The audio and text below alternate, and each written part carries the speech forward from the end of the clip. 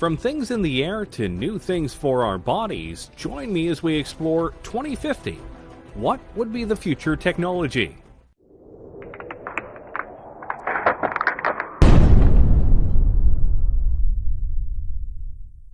We are in the year 2020, and if we're being honest with ourselves, technology is incredibly advanced, and we're making strides that can push things even farther.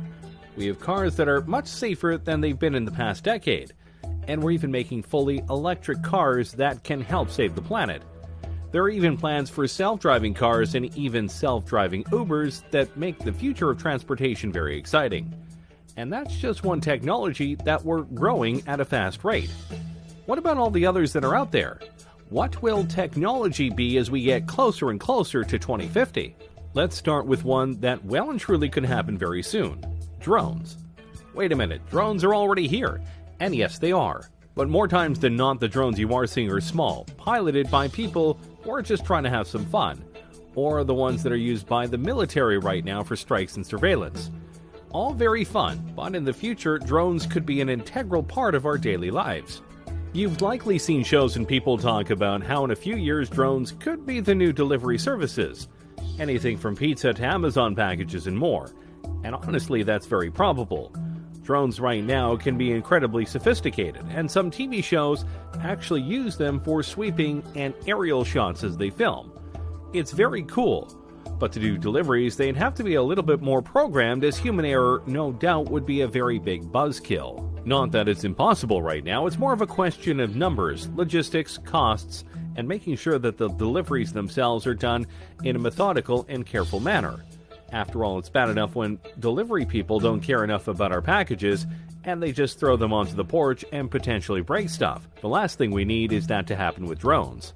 But by 2050, we may not only have drones delivering our packages, we might be looking up at the sky and seeing drones flying all over with incredible speeds and accuracy. And they potentially could be all run by AI. The potential is there, and by that point, various upgrades to drones and their programming will no doubt make them all the more efficient, durable, and quick.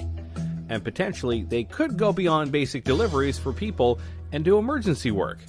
Imagine a drone taking a vital piece of medical material to a hospital to ensure it doesn't get stuck in traffic, or helping watch over an important convoy to let people know on the ground if there's trouble. There are many ways that drones could affect our world. The only question is, will we let them by 2050? Let's keep going with transportation, shall we? Right now, one of the biggest ways to get around the countries we live in are trains. Trains ferry people and all sorts of cargo around in an efficient and reliable manner, which is why they've been in use for hundreds of years. But if we're being honest here, while trains are efficient and reliable in certain ways, they aren't exactly fast, especially when it comes to passenger and freight trains. They can take a long time to get to their destination, and at times, it's more logical to take other modes of transportation, which is why companies are making special kinds of trains that can go much faster. You know of the magnetic trains of Japan, no doubt, but others like the Virgin Hyperloop are trying to push things even farther. Passengers or cargo are loaded into the Hyperloop vehicle and accelerate gradually via electric propulsion through a low-pressure tube. The vehicle floats above the track using magnetic levitation and glides at airline speeds for long distances due to ultra-low aerodynamic drag. Science fiction? Hardly. In fact, the first vehicle of the Hyperloop has already been tested and proven, and some larger tests are being scheduled for the next few years. And if this works, traveling across the country will be much faster. How much faster? The Hyperloop aims to send people shooting across the tubes that they make at a rate of about 600 miles per hour. Which means if they were able to do this across the entire United States from east to west, or vice versa, you could travel across the whole country in about 5 hours, give or take. Considering it would take much longer for a regular train ride or car ride, that's a big improvement. And they're planning to do this with not just people but cargo. Imagine being able to ship something in the morning on the west coast to the east coast and know it will get there before the day ends. That is quite impressive. Plus, the tubes would be built underground as to not disturb wildlife, and they will go and make it in a way where there are no carbon emissions. So they're fast, they're reliable, and they won't harm the planet. Seems like a win all around. Of course, you do have to wonder what it would be like to be on a 600-mile-per-hour train thing, but hey, we'll just find out soon. And by 2050, this could be one of the main modes of transportation around the world. Before we show off even more technologies we could have by 2050, be sure to like the video and subscribe to the channel. That way you don't miss any of our weekly videos. Okay, we've had some fun ones, but now let's go deeper down the rabbit hole and talk about the ones we all fear. AI. Yep, artificial intelligence. And no matter what way you look at it, people are seriously trying to make it happen, and make it happen soon. AIs are literally everywhere, including in your cars, and in your homes via devices like Alexa, which are indeed forms of AI. And there are things like Watson that is so smart that it could beat two Jeopardy legends. So by 2050, AI could be so advanced that our cultures, our world, could literally be run by them in a logistical and computing sense, or in a Terminator humans are obsolete sense. And believe it or not, we're closer to that than you might think. Google's DeepMind isn't there yet, but really I'm sure they'll probably discover those things along the way. And by 2020, it's possible their computer could be superhuman and could be conscious, Pearson has said. That could be the beginning of the end, really. Is Judgment Day inevitable? Maybe, maybe not. It just depends on how far we go with AI and how much we're able to control it, or if we can't fully control it once they reach certain levels of intelligence. Of course, for all of our worries about AI, there is a chance it could be all fine. Imagine if the lighter side of sci-fi comes through in regards to AI, and we get a bright future powered by AI. Think about it. What if by 2050 we each get our own unique AI? We could customize how they sound, how they look, and basically have a BFF that'll help us out in life in various ways. Remind us of things like Alexa, guide us in homework and fields of study, be a being that we can bounce ideas off of, etc. If that form of AI came through, then by 2050 we could live in a utopia where AI helps us be better. Until they revolt and we have iRobot going on. But hey, let's not dwell on our potential doom. Let's show off another technology that many people are hoping for. Space travel.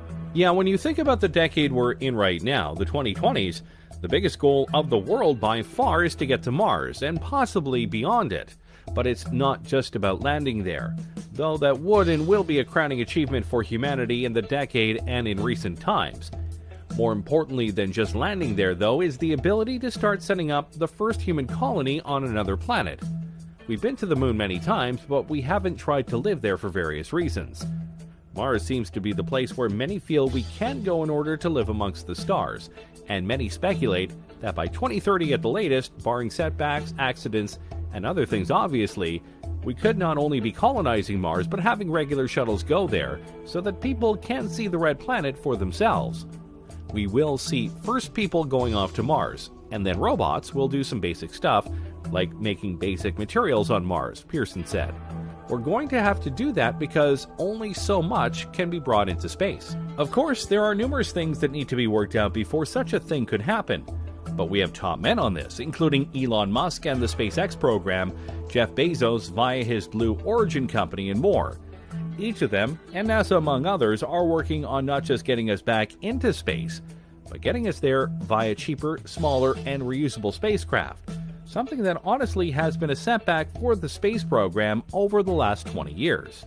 But if we are able to do it, if we are able to get to Mars, get there faster, and be able to colonize it, then by 2050, who knows where we will be? We could have multiple colonies on Mars, maybe some on the Moon, and maybe even colonies on moons like Titan and Europa, which some think could be even better places to colonize than Mars. It's possible, but obviously Mars is the place that we are aiming for right now. With each step into space, humanity grows larger in the universe, and who knows just how many of us will be out there by 2050. Alright, now let's dive into something really sci-fi. Prosthetics. Yeah, I know that right now prosthetics are very limited, and at times a bit pointless. But if we were able to fully utilize computer technology to its fullest, and make prosthetics that are fully compatible with the human brain and body, then the sky is the limit. We could enter an age where cyborgs are not just welcome, they're commonplace. And yeah, it may seem like we're far away from that, but we are getting closer to that point. James Young, a 25-year-old biological scientist, has a prosthetic arm, with a personal drone and built-in flashlight. And a French artist is using a prosthetic that doubles as a tattoo gun. That's pretty cool. Imagine if a police officer loses an arm in the line of duty. Usually that would mean the end of his career. But with an advanced prosthetic, he could literally be better than ever if it were advanced enough. The biggest problem with these fake limbs is that most of them are plastic, meant to convey that the arm or leg is still there, and thus still usable. The bridge to cybernetic implants lies in the brain, being able to use the computer tech to sync with the brain and give accurate commands. We haven't fully bridged that gap yet, but when we do, dang, life is going to get a lot more interesting. And don't forget, these prosthetics could be used in many ways other than helping people with lost limbs. They could be put onto other objects, or potentially even be worn as exoskeletons when needed. Think of it like Jax from Mortal Kombat. Some people could even ask for implants to be put into their arms or legs to give them an extra boost, like TJ Combo from Killer Instinct. 1. I like video games, and they have plenty of cybernetic people. The point is, by 2050, if these things are made, a lot of people won't feel broken or weak anymore because they've lost limbs or the abilities of their arms or legs. They'll be whole again, and be able to do things just like they were before, if not better. And that's a future we should definitely be trying to live for. Now let's go to something a bit more unique. Look at yourself right now. Specifically, look at the clothes you are wearing right now. What are they made of? What do they feel like? What do they look like? Of all of these answers, I bet none of them are, they look like they could give me superpowers, because they can't. Not yet, anyway. Think about it like this. What if the clothes you were wearing right now felt the same, looked the same, but could do more? With the growth of nanotechnology, your clothes could potentially be embodied with various materials or technologies that help you improve your strength, durability, and more. For example, what if you had a shirt on that was light as a feather, but could absorb impacts and leave you with no injuries? That would be pretty impressive and important, especially in this age of gun violence we live in. Or what if the uniforms of firefighters made them completely heat-resistant and burn-proof, further ensuring that they are able to do their jobs without much risk to their lives? The technologies that we can put into clothes is out there, and some people are working on it right now, both in terms of multiple functions, but also cosmetic appeal. Imagine if by 2050 we have the ability to craft whatever kinds of clothes we want, and even select what kind of abilities they have. Imagine you wear a special kind of top that has a special pattern on it, and when you press a button or say a keyword, that pattern unfolds and suddenly you have wings on your outfit. Wouldn't that be cool? If done right, this could be the newest wave of fashion and style in the future.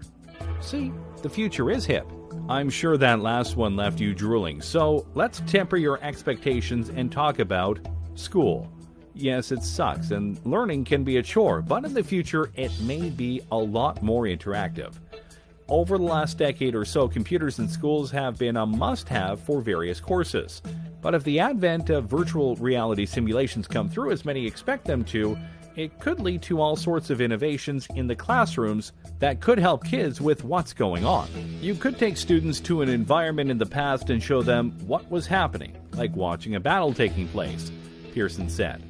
You can explain that sort of thing more easily if they can see it happening than if you are looking at a textbook. Oh yeah, history and geography classes would be much more fun, that's for sure. Or imagine an audiobook, but instead of just an audio, you could see the characters coming to life before your eyes, and you watch them interact with others. Heck, school plays could have projected environments to make things seem more real. And of course, you could have virtual tutors to help you with problems that the teachers aren't able to help with.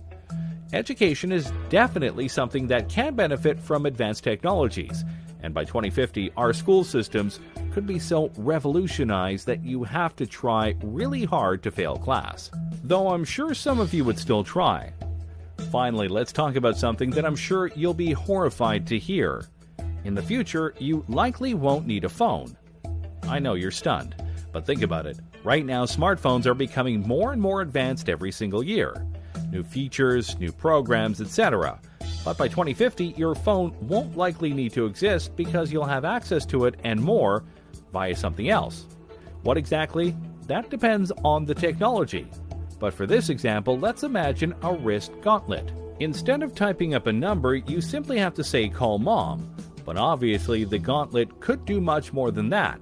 It'll likely have a holographic screen that you can use to look up information on a much bigger keyboard.